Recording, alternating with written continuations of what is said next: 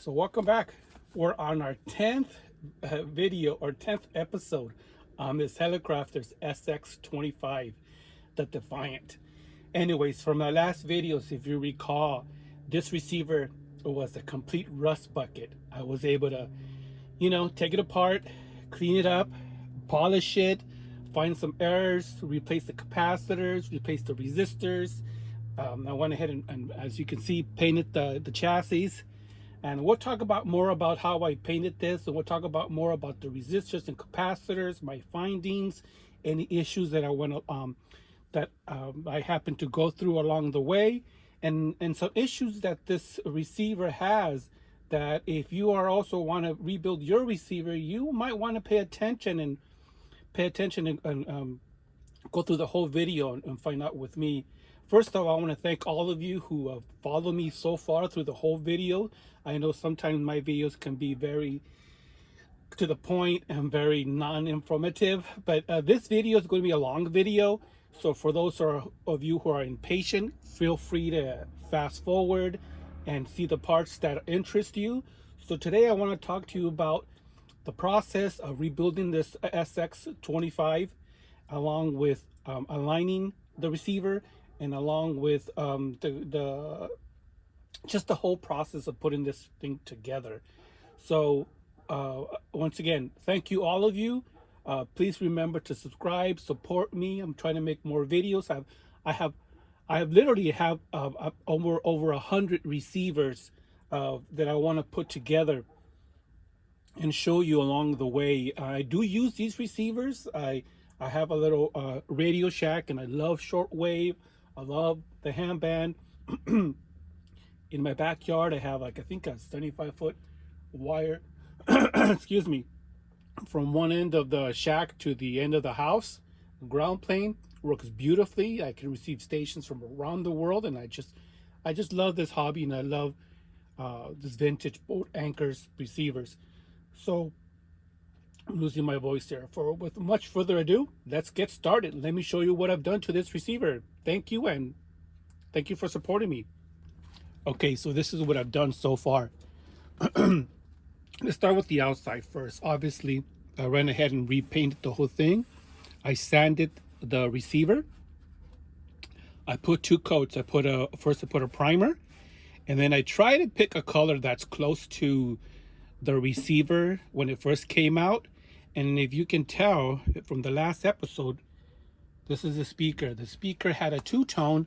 This was silver, and this was a darker gray. I didn't care for the two-tone on the speaker. It just didn't look right because the speaker will be on top of the receiver. So when I'm listening to the audio, I don't like to see the two-tone. I just like for it to blend in. So that was just my personal preference. You can do whatever you want on your speaker, or leave it the way it is. I just wanted to repaint this only because it was completely rusted, and I did not want to track any rust inside the house. And it did smell. It did have that rust smell, and that's something I did not want to bring inside the house. Same thing for the receiver. The receiver was completely rusted. It did have a nasty rust smell. I contemplated about just sanding the top and kind of putting a clear coat, but you can obviously tell there's a lot of pitting and a lot of other things that it just didn't look right. Now, my next thing I want to do is I want to go ahead and figure out if you guys can let me know where I can find, or how I can research on how to put some decals, not decals, but spray paint some information on here. I do want to put back the information that I removed, specifically the Hallicrafters here, and the off and on, and the send receive, and the BFO gain. So I want to put those wordings back on here. I know where everything is because I've been messing with this for so long, but if I put this away and don't mess with it after a couple of months, I'll forget what's what. So that's what my first thing that I want to do. I want to go ahead and put the naming on these buttons again, so at least I can remember what's what. Okay, so that's what I've done. Now let me flip this over.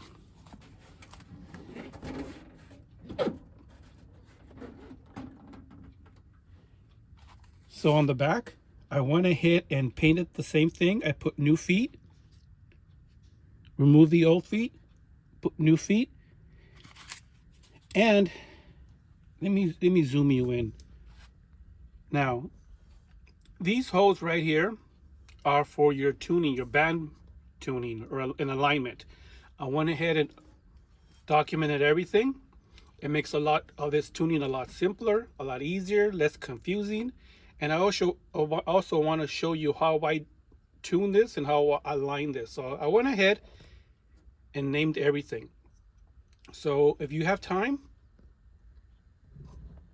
you can stop the camera, stop the video, and mark yours as well. You can also find this information on the user's guide or the manual of this receiver. So I put all new screws. These are all new screws inside. Okay. Let me flip it back.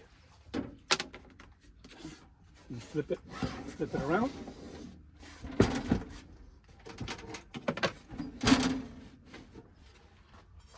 Now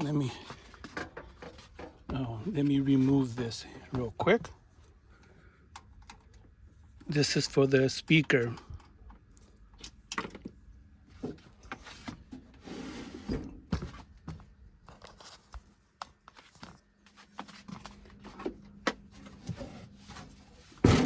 Now for the back. This is where I added the fuse, the cord. And that's all I pretty much did to it. Just add this fuse and the cord. I did use brass screws all the way around. So I'll flip this around so you can see. I've also used brass screws here too, all the way around. This is stainless steel. And I did paint this a little silver. This is a little offset, not the same color. This is a hammered paint. This is the textured paint. And as you can see, what I've done also, this was really in bad shape. It was crooked, the box was crooked. I've used a hammer and hammered it straight. As you can see, now it's perfectly straight.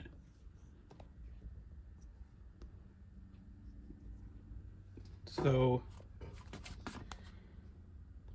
there's the back. Now let's open her up and I'll show you what's inside, okay? Okay, now let's open her up and I want to show you the inside. So what I've done here, it's obvious that I painted the power transformer and the output transformer. I just used whatever paint I had in the shop. If you polish those transformers, the shell, they will eventually get rusted. They will rust out. So my suggestion is, if you do go ahead and polish that, go ahead and put either a clear coat or a paint. I just decided to paint it. So these are the transformers, the IF transformers. I'm going to walk you through on how to peak the transformers, or how to peak the receiver according to the manual. So this is the transformer 2, 3, and T1. So that's what it looks like on the inside. That's the crystal right here. Now, let me. I'm jumping the gun here, but this crystal right here, mind you, this receiver is from the early 1940s, and the crystals are not always cut to spec, and with time these crystals will drift, and this obviously crystal did drift. And I'll show you how to fix that if your receiver does drift, and I'll show you how to align that according to the manual. Okay, so that's what that looks like. Now let's go ahead and power this up. Oh, before I power this up, I want to show you what I'm going to be using to align this. So I'm going to be using a Heathkit voltmeter. I'm going to be using a screwdriver. Let me do a flathead screwdriver. And I'm going to be using a plastic. Now, this is heat shrink and that's metal. And this is plastic. So I'll be using that. You're also going to need, the manual calls out for a 1.1 microfarad blocking capacitor to be connected to your signal generator. So there's plenty of schematics online. This is what I'm using. I'm using a 12 picofarad, 600 or 16,000 volt DC blocking, and that's to protect your signal generator. You don't want your signal generator to blow up. Okay, so that's the tools that I'm going to be using to peak the IF on these cans. So let's get started, and let me show you how I got this all peaked up and ready to go. Give me 1 second. Let me set things up.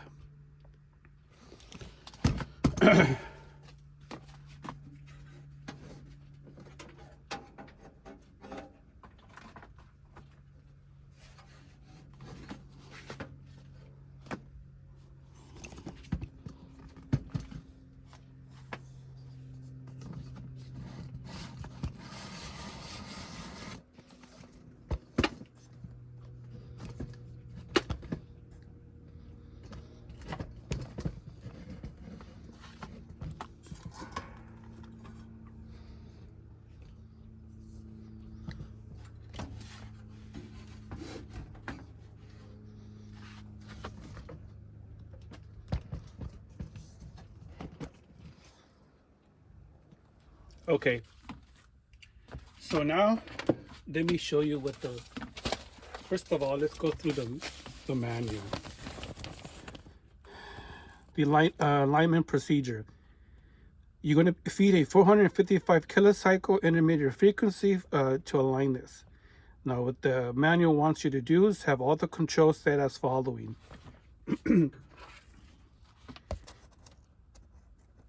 AF and RF gain controls for maximum volume.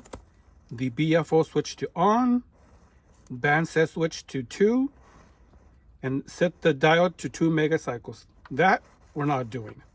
Band spread to 100. Selectivity switch ABC off. Crystal phone. Now, I've done hundreds of alignments. Different receivers. What I'm going to do the generic alignment. And that generic alignment will be as good as the procedure here calls for. And let me show you why I'm doing it my way. You can do it. You can follow the procedure in the manual, but I'm going to do it the way I've been taught all through the years on how to do an RF and IF alignment.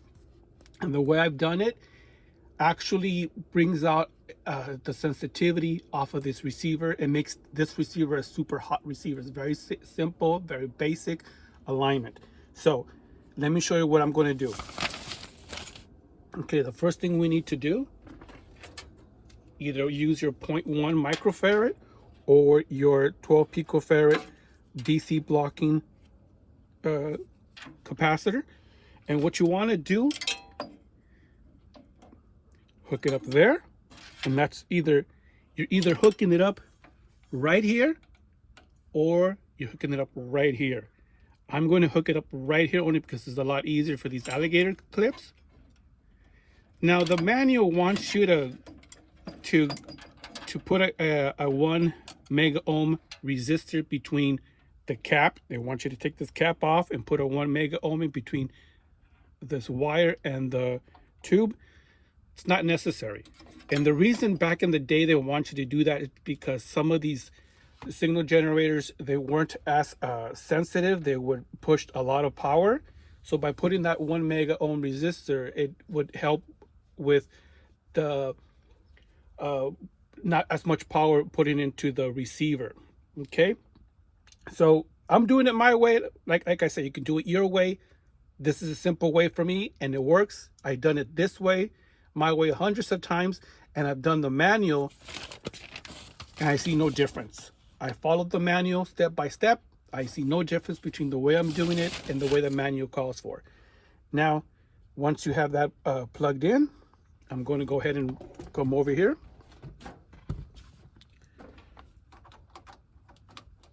Plug into my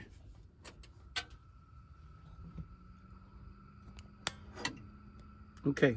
First thing we need to do is bring this to 455. Okay, you see that? Now, while that's warming up, let me go ahead and turn on the radio here. Now let me prop up this radio so you can see better.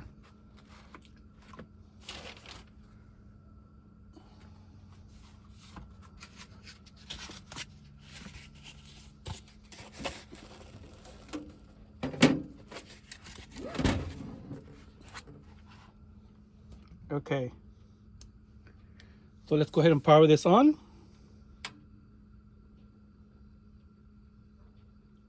Full volume. Let me zoom in so you can see.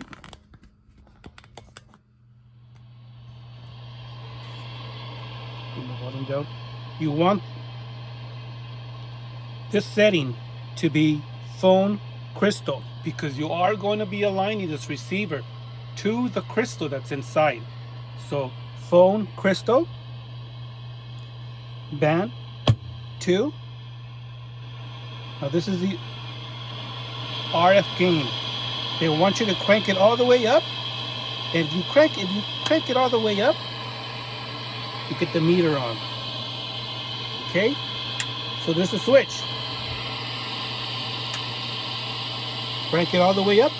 Number 2. Put this to phone. Now here, this is your high tone and low tone. The manual doesn't talk about that, but for our purpose, you want this at the high tone. And I'll show you why as we go along. This right here, that's your automatic volume control. Turn it off. And this is your phasing. Right here, I'm sorry. This is your volume. This is your phasing. What you want to do is bring your phasing, move it, see how it quiets down, bring it all the way up until you hear the most static or the most noise.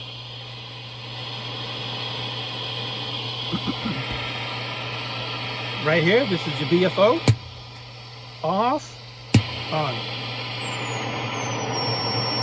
Okay, let me feed you back here. Let me turn on the volume so you can hear me. Oh, that looks funny on there. Okay, if you paid attention, I have zero modulation. Okay, everything's off. All you're doing is feeding this signal, 455. That's it. Amplitude 10 dB, negative 10 dB. Okay, so you're grabbing the tone. That tone that you hear is from the BFO.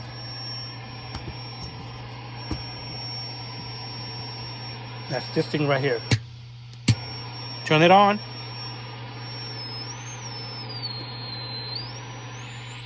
And move it where you can hear the peak. Okay, that's it for that. Now inside,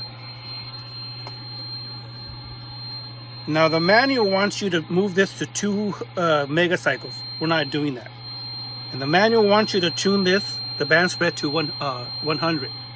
So remember, you want this all the way up.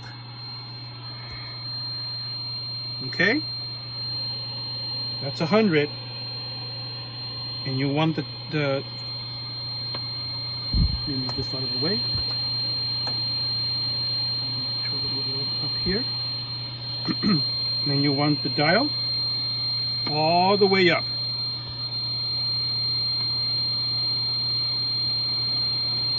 All the way up. See that? That's all the way up. and that's all the way up. That's your band spread, and that's your dial, frequency dial.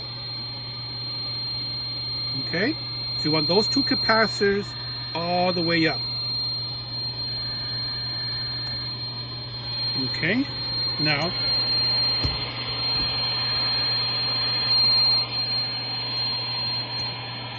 that multimeter right there, that's hooked up to the output of the speaker. Okay, and as I raise the volume,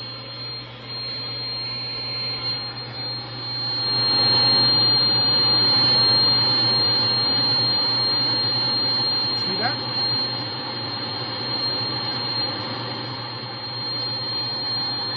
Okay, so what you want to do, it's going to get loud in here. So you want to go back to your signal generator, hit amplitude, and bring down the amplification. So what I do, crank the volume all the way up.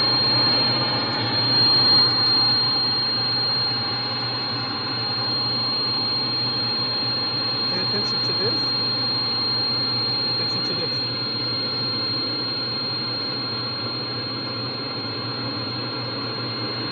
See that? I'm at 1. Okay. Bring the volume down. Okay, now what we're going to do is we're going to find the peak frequency of this crystal. And we want to align this receiver to that peak frequency of that crystal.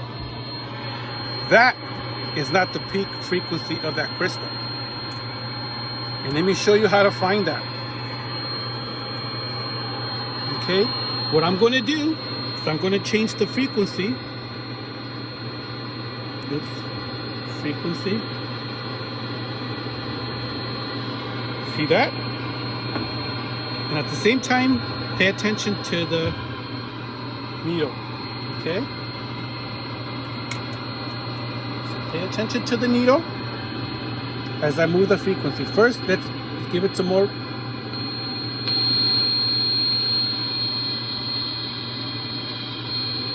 Let's move the frequency. And we're going to adjust this frequency up and down. And we got to see this, where it peaks.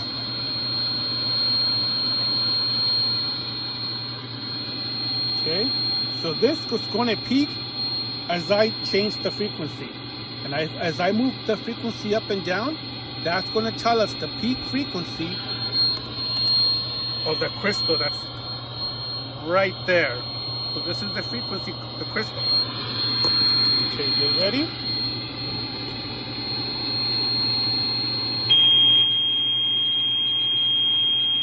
Okay, see how it peaked up? Can you bring it down? Go back to frequency.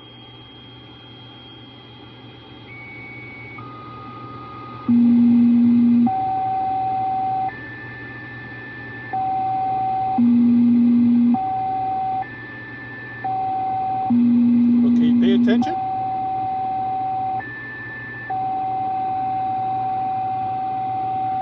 Let me lower the volume. So that's the peak frequency, 450 kilocycles. Not 455, but 450. And the reason being, because that crystal has drifted. Drifted a lot. That's not a problem. We can still make this receiver work and work really well. So that's how you find the peak frequency of that crystal. So moving forward, you're going to tune all the IF cans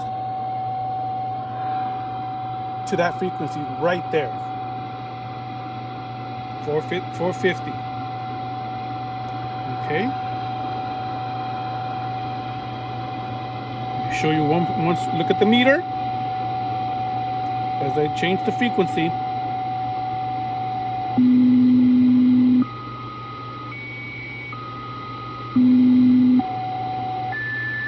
It went down.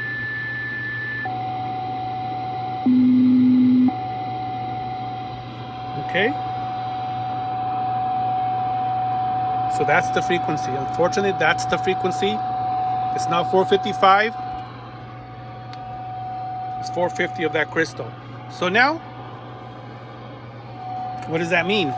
Well, it just means that crystal's older, has drifted, and we're going to be tuning to that crystal.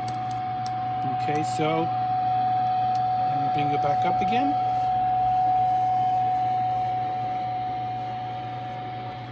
Okay. Now it's going to get noisy and loud in here. And let me lower this. Another thing you want to do this, you want to make sure you turn off all your fluorescent lights. I have tons of fluorescent lights in the shop. Turn them all off, because you will get tons of noise, and you will get that multimeter will be off. You're going to be reading a ghost signal. Okay, so now that we have that, I'm going to try to see if I can put you at the same time with the multimeter in the background. I want you to see at the same time what I'm looking at. So now it's going to get noisy in here, so you can go ahead and lower the volume on your video so you can hear me, so it won't annoy you. So what I want to do, so I want to bring it up, see where it says 1. So raise the volume until you see until you want to. I usually start with 1, and I always try to peak it past 1. So 1 would be my base starting point. So let's see how much. Oh, and you also back there, you want to bring the amplitude just so sensitive and so low, and you crank up the volume, bring it down.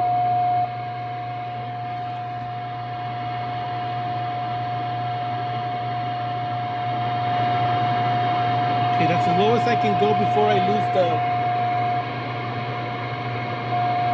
So I'm at negative 43 dB, and the meter is at 1. Okay?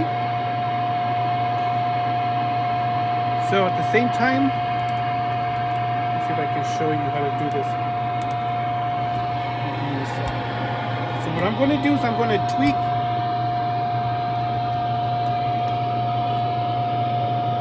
this,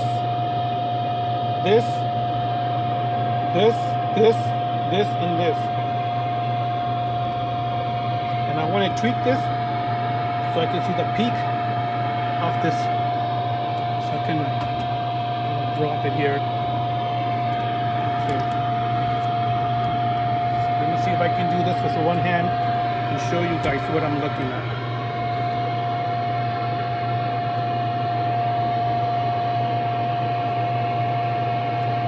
Okay, everything's set.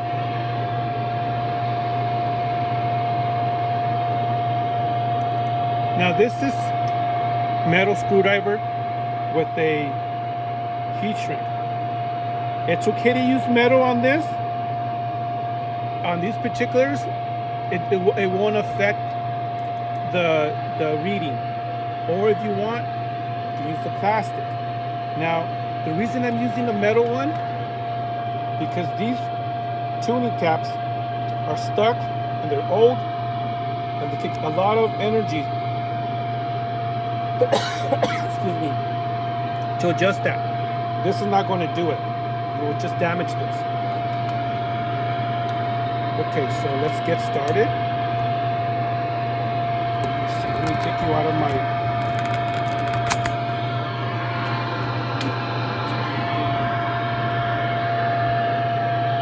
How can I bring this so you can see at the same time? Right there. Okay. So I'm going to start with this one first. gently, very, very, very slow. I don't see a 1. Let me give it more power.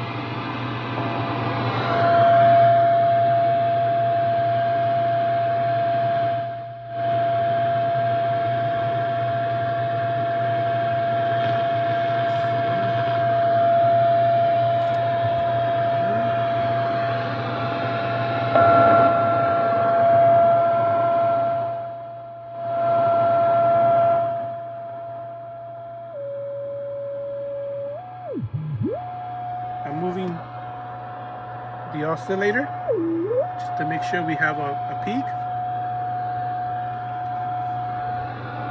Let's give it more power.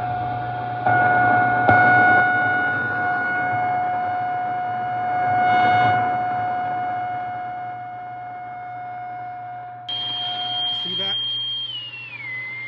I'm moving the oscillator and I need it to peak.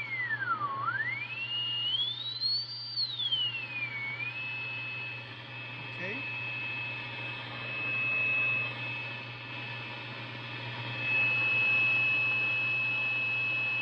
Now, what you want to do now, if you want to gingerly adjust these pots and to get that meter most reflective on that meter, okay? So you tune this, you peak this, you peak this, you peak this. So you slowly go one by one, tweak just a tad, and that meter is going to jump. Okay, this two, this one, and if you lose the tone, you might have to come back to the oscillator and bring it back up again like I'm doing now.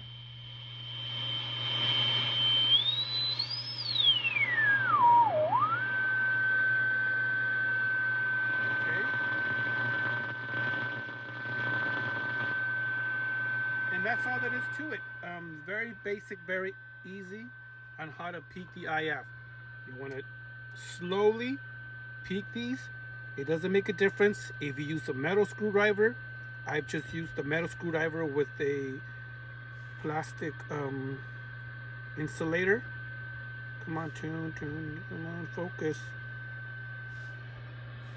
And it works fine. It doesn't change. It doesn't change at all. So it's okay to use metal or use your plastic one, whatever you have in hand. And that's it. That's all it is. You want to I know the manual calls out for after you peak, don't touch this, go ahead and move the phasing. It doesn't matter.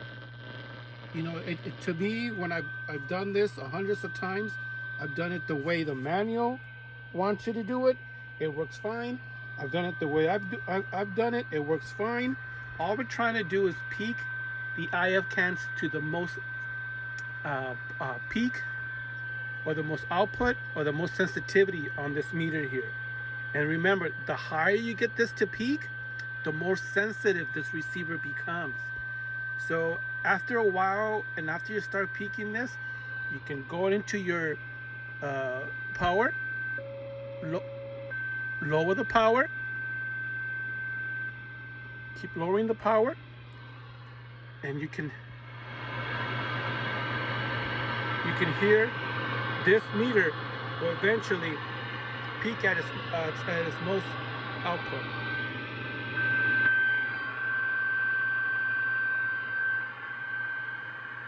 Okay? It does become annoying, which if you want, you can use a 8 ohm load. Well, no, you can't, because it has a power transformer inside. Well, and then you need that meter hooked up to the speaker. Well, anyways, that's how I'm doing it. And remember, you're peaking these cans according to the frequency on that crystal. And this crystal here has drifted to the point where that's its frequency now. And remember, when I replaced all the capacitors and all the resistors on this, it did change a little bit as far as where the frequency is based on the capacitors, the new capacitors. So yeah, what am I missing? So once again, tweak this, tune these cans.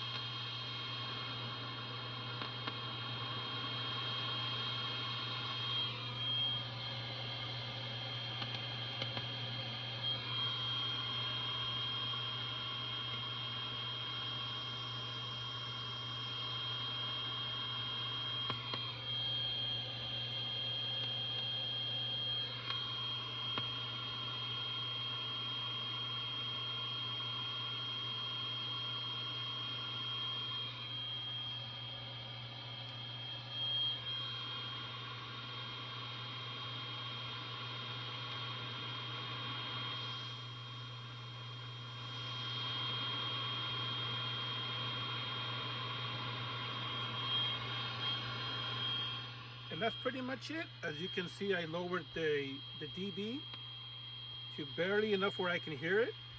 And I'll be honest with you, I cheated a little bit. I went ahead and I tuned this before the video, so there was no major difference in the tweaking. But if you do replace all your capacitors, resistors, just like I did, you will need to go ahead and retweak this. Once again, I cheated. I did this beforehand. That's why you don't see a big change on there. Now, let me just show you real quick just so you can see the frequency. Let me try to tune this. So I'm going to change the frequency on that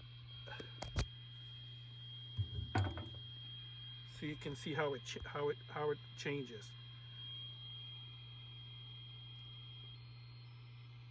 See, if I go to 455, I don't hear anything.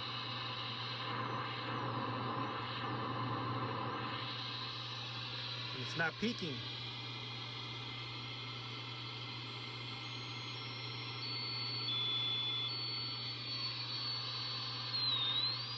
Changing now.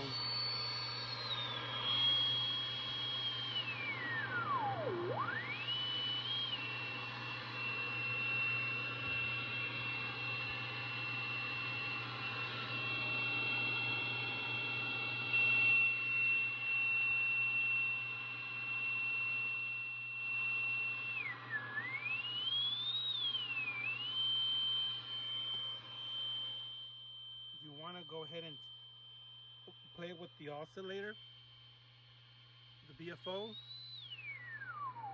you get a peak on there. Once again, this is set to phone, that's EW, phone, band 2, gain, all the way up.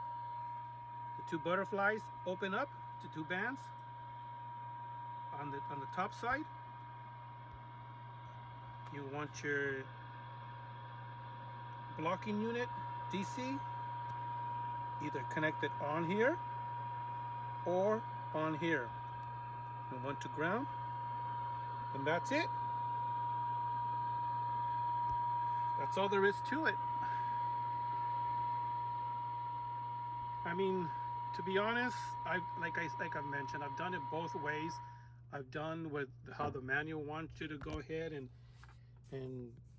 tweak this, tweak that, move here, unplug here and plug there. It doesn't make a difference for me. My main concern for this receiver is to bring it back to factory specs, and obviously to make this receiver as hot as possible and make it very sensitive. And I think if with practice, it's going to take you a couple of tries to go ahead and mess with this and peak it. My suggestion is, if you are going to replace the capacitors and the resistors and go through this whole rebuild of your Hallicrafters, I suggest, hey, take the plunge. Go ahead and try this, but at your own risk. Make sure you read the manual, make sure you understand what you're trying to do, and make sure you are careful with high voltage across this. I've gotten zapped a few times already for not paying attention, but it's once you get the hang of it, it should be a piece of cake. And I hope this video helps some of you on how to align this receiver and how to make your receiver very sensitive. When I know after a certain amount of time, and these receivers have been sitting for what, 60, 70 years, you will lose the sensitivity because these capacitors or these these cans will drift and they will change, and so will the capacitors. And this is the way to find that the crystal frequency. So thank you very much for watching. If you have any comments, any concerns, or any questions, if you feel that I'm not doing something correct, please correct me, please advise. Like I said, I've been doing this for over 35 years. I've been working with a lot of radios, and this is the generic way of peaking the IF cans. It works fine. You will get the same quality output and same sensitivity as you would if you were to follow the user's guide. Now, hang on, don't go away real quick. I'm going to power this up and I'm going to put an antenna. I'm going to show you the difference, how quiet this receiver is after I went ahead and I peaked these caps, and I want to show you how quiet it can be once it's correctly peaked to the correct frequency. Okay, so hang on, I'm gonna show you. Let me connect, give me about a minute and we'll go from there. Thanks, don't go away. Okay, now that I have, I'm gonna show you how quiet this receiver has become once I peaked the cans to 450 or to the crystal frequency on this receiver. So pay attention to the settings. You hear the background noise? I'm still getting the hard copy. There's a lot of beepers. They sent me a questionnaire asking me if I wanted to still keep the hard copies coming, or do I want to opt out? And of course, You're using the phone. I paid for it when I got my life membership, so of course I said yes. And what a crystal. Hard copy, and then they sent me another one just to make sure I really wanted the hard copy, because they're really pushing not to send these things to life members because they're losing money on them. Now look at this. Hold on. There's a contact. Go ahead. I can barely hear you. See how much static it cut? He was on really early this morning, Bill. I guess he's having lamb babies. See how quiet? Okay, you're welcome, Bill. We're still in the doldrums. I guess I didn't mean lamb babies, sheep babies. Now let's There's go some back. training and stuff up there. That's what they like to have little babies. So that's all I know is he's taking care of baby sheep. This is your tone, high, low, and in the schematic there is a capacitor that's associated to this tone. Please ensure you use a high quality capacitor for this. I've used I think it was a Bumblebee 0.002 microfarads. Use something real good for this because it does make a difference here. See? That's what I'll be doing either. And check the crystal. Complete crystal. I'll have my person contact your person about that. See how much noise? How much background noise? By the way, too, Bill was on here this morning. I owe him my last response to a discussion we were having. Beautiful. Glad he was. I didn't want to send it to him on Christmas. Nice but and quiet. I'll try to get it out this afternoon. And that's what you can get when you calibrate and align these cans to the correct frequency of that crystal that's inside. And that crystal back there. Okay? And also using high quality components will get you that quiet. Bluish white color and very bright. And but I did make a This receiver is a very, very hot receiver. All I'm running is maybe like a 50-foot piece of wire, that gray wire you see here, strung across the shop to the house. That's it. It's 50 feet, maybe about 10 feet high up in the air. Oh, yeah, I can see you bending over and crawling around on the floor now. Oh, I've got a bad hip. My right hip is very tricky. And so I had to take that into consideration. Once again, these contortionist postures. yes, my wife came in and said, "What the hell are you doing?" I got a couple of their SS-30s and Very nice. The little fan doesn't make any noise. It just runs continually. And you're right. It's what is it? okay, so in the next video, I'm going to talk to you about how to align the channels, how to align the frequency to the receiver, to the dial. Now this is a very important setup as well. It's these settings, you do have to follow that by the manual.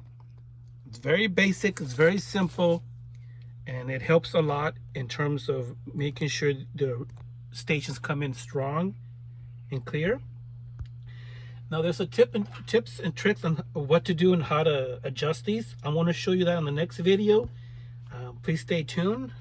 Once again, thank you very much for following me. Thank you very much for putting up with my videos. I know I put a lot of videos up there. I'm just starting this YouTube channel, and I'm trying to see, I'm trying to get up to 500 subscribers. If you can help me, please subscribe. Give this video a thumbs up if you learned anything, or if you want to talk about anything, or if you want to discuss anything, please let me know. Or if you don't feel that I've done something properly or to your likings, please shoot me an email or shoot me some information. I'll be more than happy to talk about it and go through this. Once again, I thank you very much for clicking on the video and for watching. Talk to you later. Thank you so much. Bye-bye.